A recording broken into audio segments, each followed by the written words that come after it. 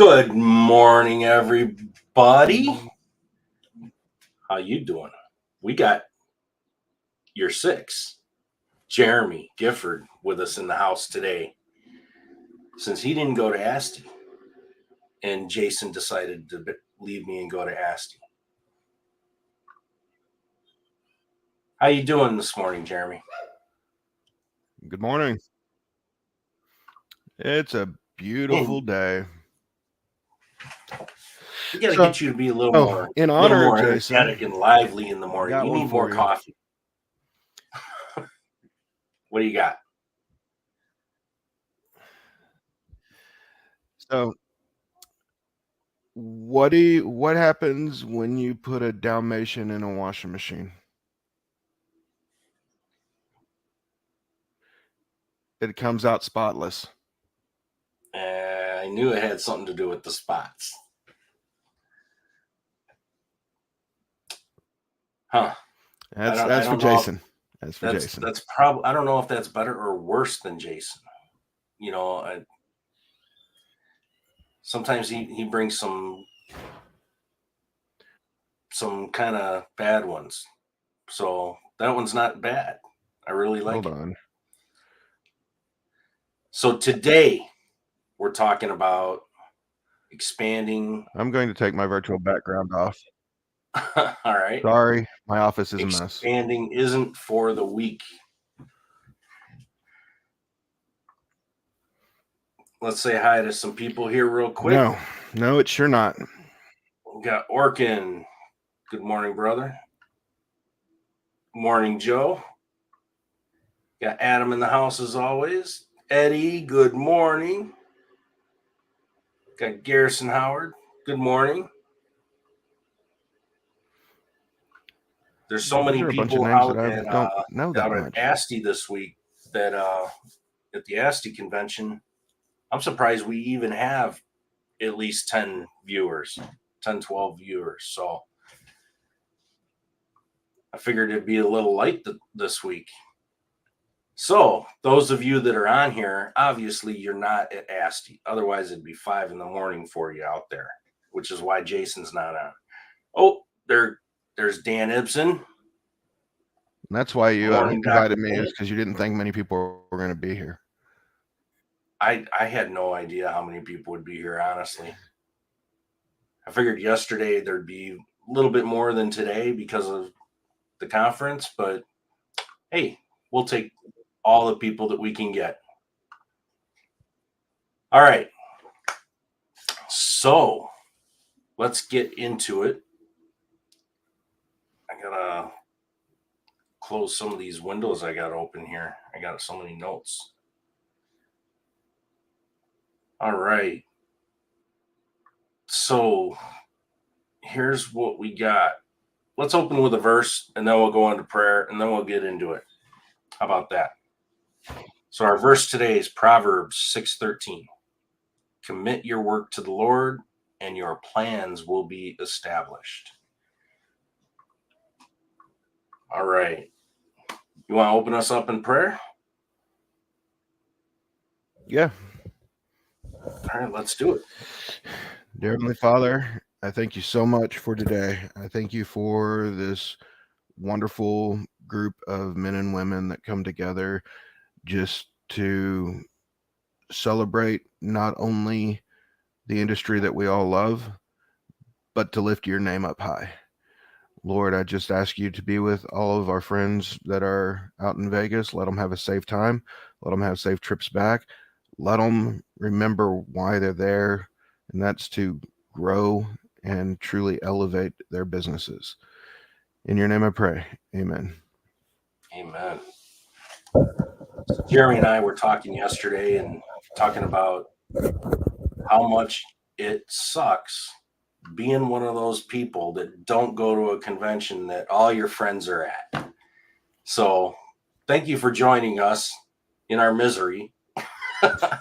We can all be miserable together and be jealous of everybody that's out there that could go and we weren't able to because, hey, some of us just got to stay home and pay the bills, right? Yep. You know, sometimes we have no choice. But let's get into our topic. So expanding isn't for the weak. I was struggling with this one, Jeremy. I didn't know how to like come up with talking points, and I got you. there's so many. I've been in business for 20 years. This year's gonna be is my 20th year, and I've made so many mistakes and had to learn so much over the years that I was thinking back of all the people that I've hired and fired and that have quit and just some gone MIA over the years in various industries, that I've been involved in and people I've led. And I started thinking, I'm like, man, there's a lot of people. And I wonder where they're all at now. And did I add any value to their life while they were, working for me?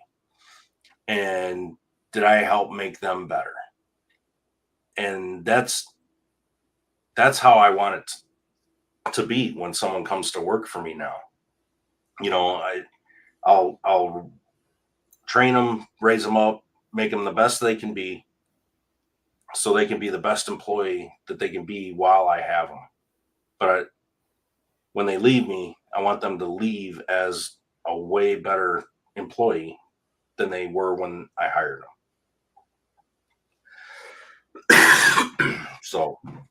Um, so let's talk about expansion. So, quick backstory, just for all those people out there that don't know me, don't know any of my story. So I've been in business now for almost 20 months. I decided last year around August that it was time to grow. And I hired somebody. And throughout that process, I will be the first to admit I hired too fast without the proper SOPs in place. That's probably the one thing that I would warn everyone with. Make sure your SOPs are there first. Now, through that, I also was probably overly excited about hiring my first employee. And I'm going to tell you, it's very seldom sunshine and roses. That's no lie, brother. I remember being excited when I hired my first one, and I was scared to death at the same time. Absolutely. Because you're taking, before I hired somebody else, everything I did affected me and my family. Now everything I do affects me and my family and their family also. Yep. That's a lot of weight to take on. And there's plenty of sleepless nights, especially, whenever you start getting into slow season. And, well, is there calls? How am I how am I going to make payroll this week? That's been more than once that I've had to ask that question. Mm-hmm. It's a sucky place to be. But I will also tell you, and this is one that I joined EJ with probably, I don't know, 2-3 months ago. Every morning, I have to remember one other thing. My name's on the everything. This isn't my company. Every morning, I have to remember who I work for, who I'm doing this for, and ultimately who I'm giving credit to everything. It's not Jeremy. This is the Lord's company, and He'll do with it what He wants to. And I'm not saying that to say, I don't have to do anything, because I still got to put in the work. But I want everyone to realize that I'm not in this alone. I've got my wife, she's a 50% owner, but even just like in our marriage, if the Lord's not the center of it, 2 ropes are easy to break. You bring that third rope in, it's really hard to unwind. Oh yeah. So how do you, I mean, I grew very slowly. Okay. Probably just out of fear, on how many employees I'd have. And I, I kind of eased into it. Right. And used that as a learning experience. And I didn't initially go into the, I guess, stretching it too far zone, and I know you haven't done that, but I know plenty of people out there that have. Excuse me, I'm fighting a cold. Um, but when you start, we've got to look at the problems, right? When do you start getting into over expansion and growing too quickly and putting an undue strain on your business and your resources and your money and all the things that affects, like compromised service or quality and finances. um I at one time grew to where I had a team of 9, and for me that was a lot of people, and it was a lot of people to manage, and I was pulling my hair out. I was working easily 80, 90 hours a week, and I was like, man, this sucks. The sheer training that was involved in it really sucked. um Once the people were trained, after 2 3 months, I could let them go and be a little more comfortable. But it was like, man, just the onboarding process, every new hire, it was like I was bringing somebody on just constantly, and we had a pretty explosive growth. But I didn't have sorry, I didn't have my SOPs as solid as they are now for all that process. So I had the training SOPs down, but then what? There was a lot of little mini checklists that I could have built to make things easier, that they didn't have to go through this daunting training manual type thing that I had built. And they forgot about half of everything that I trained them, after about a month of being on their own. And they had no resources to go back to. And that was my fault because I didn't provide those, and I didn't have that support for all my staff. So it took time away from me, because then I was babysitting. And when you're babysitting, you can't work on the business. You can't get things done. You're constantly just people managing, all the time. And that sucks. And when you're people managing all the time, you can't grow your business the right way, and you can't solidify your business. And that's what I found to be the really hard part about growing too fast, Oh, or bigger than 100%. I needed to be. I've found right now I've got 3 people, and they do the work of those original 9, because I've got some really solid processes in play, and the training is shorter, and I've just shored all that up. So I agree without question. And so one of my favorite phrases from another friend is, it's us until it's them. You have to know where you fall short, and you have to be able to correct that. Like, there's plenty of examples of where I've messed up as a boss, as the leader. And I'm still working on correcting all of those. So when did you hire your first employee? August 21st of 23. 6 months and 6 days ago.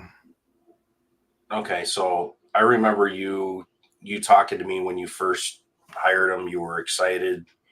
You were ready to go, and I know you've had ups and downs, just like anybody would. You're not alone in that. Um, Other than basic SOPs, what would you have done differently to avoid any issues that you've come across? What could you help others? What advice can you give others to kind of Well, look out for, those problems to avoid? I would say the number one and the biggest one for me, don't put blinders on. Like, I don't know if it was me just being too excited, too ready, too whatever. But I overlooked some of the basics. Like, do I don't feel that he was trained properly by me. I don't feel that and I hired somebody completely new to the industry. Um, and I I refuse to have parts changers. We have technicians, not parts changers. So the technical skill is where I fell short on making sure schematics were being able to be read. Troubleshooting diagnostics were able to be used more efficiently. And let's be honest, changing a Samsung heating element on a dryer, I could probably teach my 7-year-old how to do that. But what would his So heater? so how do you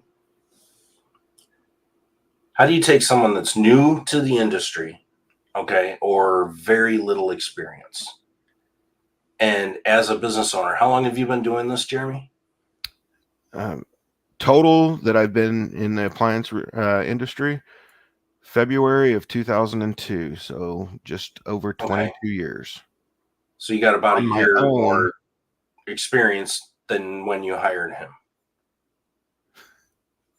right? a little bit. Right. So you've obviously got a little more experience, and you've caught on really well, and you've gone through a lot of training yourself, right? Yep.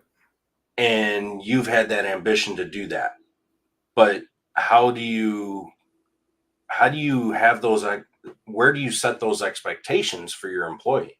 If somebody's got 15 years experience and they're hiring their first employee in basically expecting them to know everything that they know. And I've done this, and I was like, whoa, I cannot expect somebody else to know everything that I've worked my ass off and spent a lot of money in training to know these things, because not everybody's going to have the same ambition as me. Otherwise, they'd probably be my biggest competitor, right? So Well, I've had to find that mental balance, on how to deal with that. and I really think that's one of the beautiful things about the Service Alliance group and the networking and talking. Like for me, I'm just going to flat out say it. I am a technical nerd. I love schematics. Schematics are easy to me. Talking to some of my other friends that have done this for a long, long time,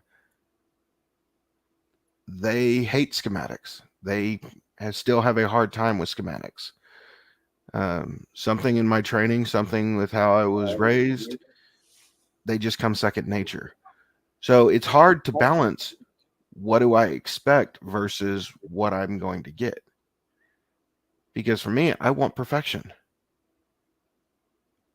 not everyone, and I would actually venture to say most people, schematics and technical manuals are not easy. So that's one of the problems I'm working on currently is what is acceptable, what is good, uh, and then what am I willing to not live with? Like what is the bare minimum that I'm willing to accept? Yeah, and that's hard, and that's different for everybody. Yeah. Some people may accept. I feel this guy. He knows maybe 50% of what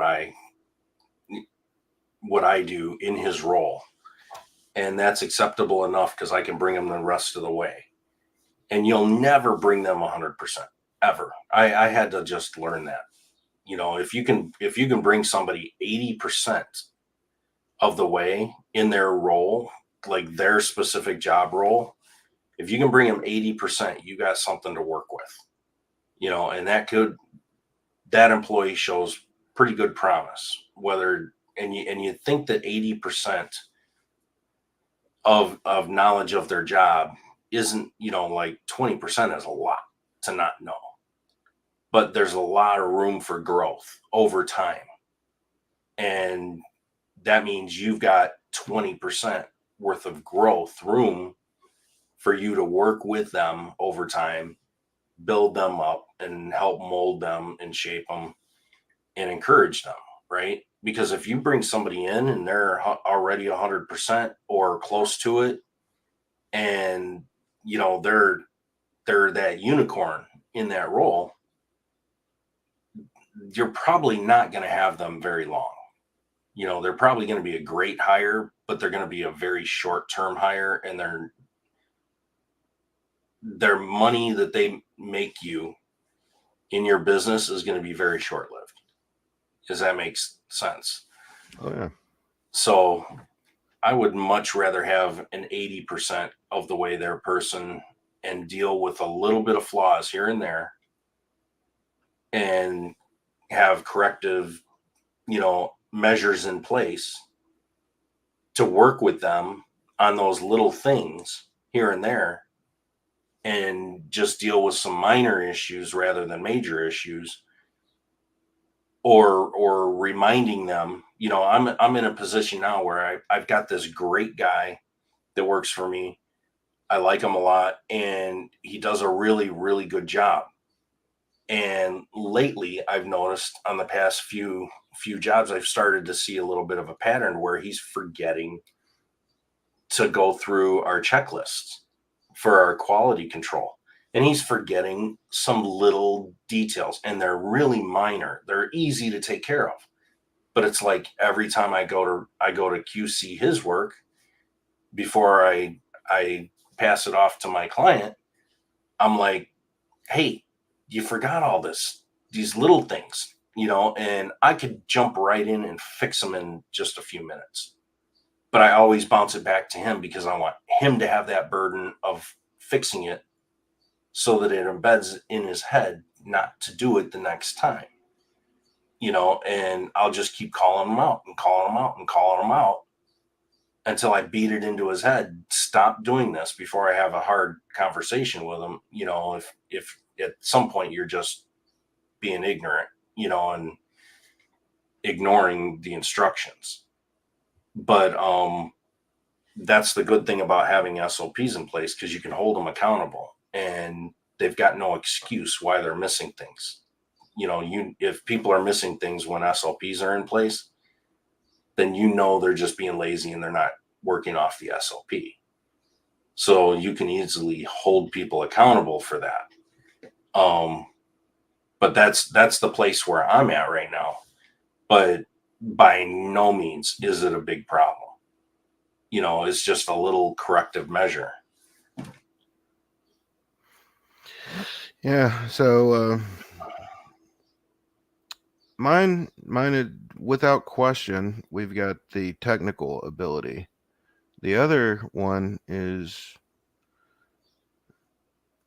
and I feel that I was probably too much of a friend, and then think that you can get away with a lot more. And I'm having to reevaluate that aspect also. But, you know,